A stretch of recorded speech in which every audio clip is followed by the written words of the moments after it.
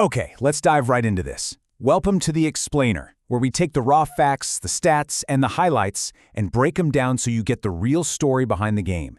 Today, we're looking at an absolutely monumental moment in the 2026 MLB season. The Boston Red Sox pulling off a thrilling 5-3 victory over the first-place Tampa Bay Rays in Game 2 of a massive July doubleheader. Listen, this wasn't just another win, guys. This was a statement. And that statement literally comes down to one number, 11. So going into this game, the Sox were already riding high on a 10-game winning streak. Pulling off this victory, that makes it 11 straight wins. You know, that's actually Boston's longest winning streak since that crazy run way back in September of 2016. So the stakes for this Game 2 matchup were through the roof. They weren't just playing to win. They were fighting to prove to all of us that this recent surge, it's not some fluke. It's a legit turnaround. But, it wasn't just about the streak itself. It was about finally hitting 48 and 48.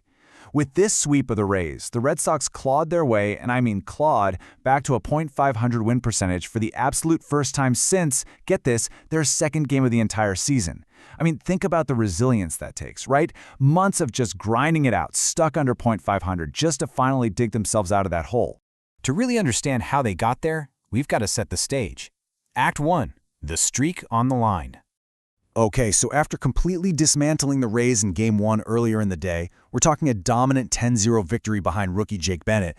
Things got pretty rocky right out of the gate in Game 2. The atmosphere at Fenway was just electric, and obviously the Rays were desperate to avoid getting swept in the doubleheader. So Boston hands the ball to Eduardo Rivera for only his second Major League start. He's a big, imposing dude, but man, the Rays made him work for it. After walking a couple batters, Rivera finds himself in an absolute dogfight with Tampa Bay's Johnny DeLuca. Rivera pumps a 96-mile-per-hour fastball right at the top of the zone. I think it was the fourth or fifth fastball of the at-bat. DeLuca had it timed perfectly. He extends his hands and just rips a line drive up the middle. 2 runs score, and just like that, boom! The 10-game streak is in serious jeopardy before Boston even gets a chance to swing the bats. But as we know, this current Red Sox lineup does not panic. Act 2, the counterpunch. Let's move to and see how this builds. Because Boston erased that early deficit basically immediately. Bottom of the first, facing Rays starter Mason Englert, Ceddanov Rafaela hits a quick double. Then, Wilyer Abreu steps up and, wow, he absolutely obliterates a changeup left hanging over the middle of the plate. We're talking a scorching exit velocity of 106.6 miles per hour. Tie game. But wait, Boston wasn't done. Literally the very next batter, Willson Contreras, steps into the box and launches a deep fly ball right over the monster in left field. Back-to-back homers. In the blink of an eye, that scary 2-0 deficit transforms into a 3-2 Red Sox lead. And guys, the raw emotion in that moment, absolutely incredible. As Contreras is crossing home plate, he's just screaming to the roaring Fenway crowd, "Yeah, I'm back, I'm back." And you've got to remember the context here, right? Contreras was just returning to the lineup after sitting out a 5-game suspension from that wild benches clearing incident last month. So coming out and hitting his 21st home run of the season on his very first day back, yeah, that is exactly how you hype up your team and your entire city. Which brings us to Act 3, Abreu's career night. Now what's really interesting about this next part is just how dialed in he was. Transitioning from all that emotion with Contreras, Wilyer Abreu was just clinically dominant. Look at this line. 4 at-bats, 2 hits, 2 runs, 3 RBIs, and 2 home runs. Whenever his team needed a massive swing, he stepped up and delivered. This absolutely clutch performance actually marked his 6th career game with multiple home runs. Just wild. But how exactly is he pulling this off? Well, breaking down his mechanics pretty much tells the whole story. When he's up against lefties, Abreu goes with a very short, super simple approach. But against righties, like Englert, hitters can sometimes get a little big with their swing, right? They try to do too much. Not Abreu.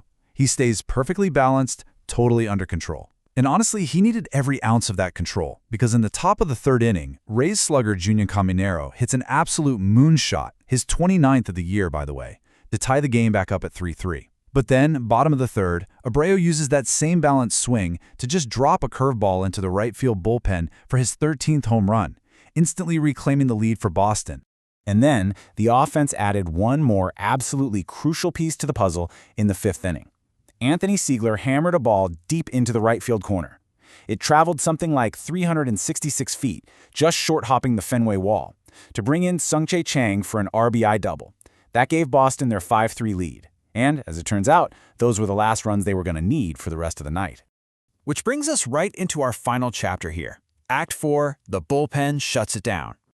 Look, you don't just win 11 straight games without some major unsung heroes. And this brilliantly illustrates the depth of the roster. Greg Weissert came in early to put out the fire, and he actually ended up getting the win. Then you had Giovanni Moran, Tyron Guerrero, Garrett Whitlock, and Justin Slayton.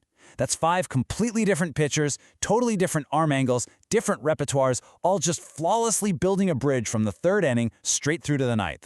So the crucial point is this number right here, 6 2/3. That's the amount of scoreless innings combined by these Red Sox relievers. Seriously, let that sink in for a second. They completely locked down the first-place Tampa Bay Rays, who, let's be real, have one of the most dangerous lineups in the entire American League for almost 7 full innings. 0 runs allowed. I mean, that is pitching execution at its absolute finest. And finally, we get to the 9th inning. The streak is officially on the line. Boston hands the ball over to their all-star closer, Aroldis Chapman, and honestly, he was perfect. Chapman threw a blazing 13-pitch, 1-2-3 inning, struck out 2 batters to secure the victory and notch his 20th save of the season. The door was just emphatically slammed shut. And that leaves us all with the ultimate question, doesn't it? The Red Sox have fought their way all the way back from the brink. They're an insane 16-2 in their last 18 games, and they're getting it done with this explosive offense, clutch starting pitching, and a totally shut-down bullpen. So with 11 straight wins under their belt and finally sitting back at a .500 record, just how far can this Red Sox wagon roll into the second half of the season? Keep your eyes locked on Boston, guys, because things are just getting interesting. Thanks for joining me on The Explainer. Catch you next time.